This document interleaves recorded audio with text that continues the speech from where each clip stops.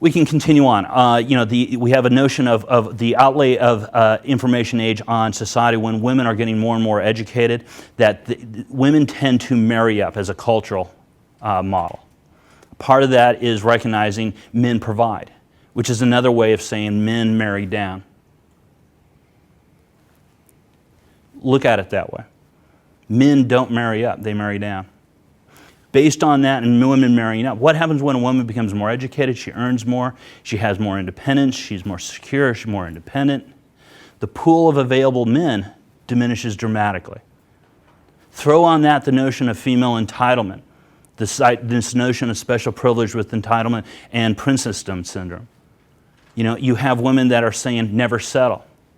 And they have a right to never settle, but there are consequences. And for over 3 generations of women have been told you can do anything, you can be anything, but there's that unspoken element, there are consequences. And up until fairly recently, the numbers have been small, and there's always been some other man willing to step in to provide. And we can look at the train wrecks on those. But the reality is they're starting to become acutely aware that good men have left the building like Elvis. By the time you hit your late 30s, early 40s, good men are no longer available. And what we have is not just a woman who's exercised that notion of education and developing herself in an appropriate way, but there's this delusion of entitlement, that good men will be available when she's ready. The consequences is that they're not. And what we have developed is an element of New Age spinsterdom. When you have smart, educated, good-looking women who are single, middle-aged, and they're not able to find relationships because they have not prepared themselves for it, they have not geared themselves for it, and they themselves have priced themselves out of the sexual marketplace. Women, rather than working on their own development, their own skills, their own relationship abilities, start making bullet point lists of what the next man is going to provide her. All she's doing is rotating casts of characters. And the list keeps growing as her market value plummets. This is going to play out in a social level. This is going to affect our society.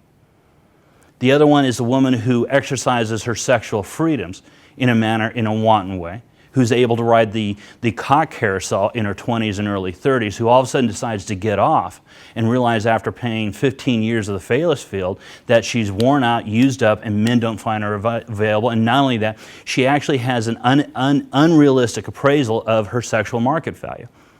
A woman who's young, beautiful, and virile and sexual can actually hit above her weight class. And by that I mean to be able to be sexually involved with a man who will exchange a relationship for commitment for sex, okay, on a temporary basis to get sex, okay, to have access to her, at a later time in which she won't be able to get because men won't put up with her behavior.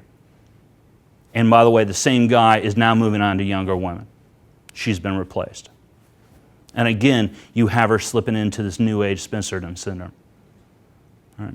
Ultimately, the last one I want to bring up very briefly is the fact that women have privileges because of the youth, vibrance, and the value of sexuality in our society. Men have it a different way. We age differently, our status rises later. Do not think, just because women have sexual privilege and act on it on marrying up and society values it and they can throw that out in the mainstream and be okay with it, that you can do the same when you exercise male privilege.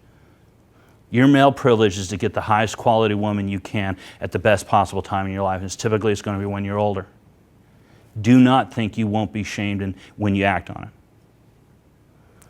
Older men being sexually active with, marrying, and taking up sexual time with younger, vibrant women who are younger, fitter, hotter, and free of the social baggage of women his age. Do not think that's socially acceptable. If you doubt me, ask your mother.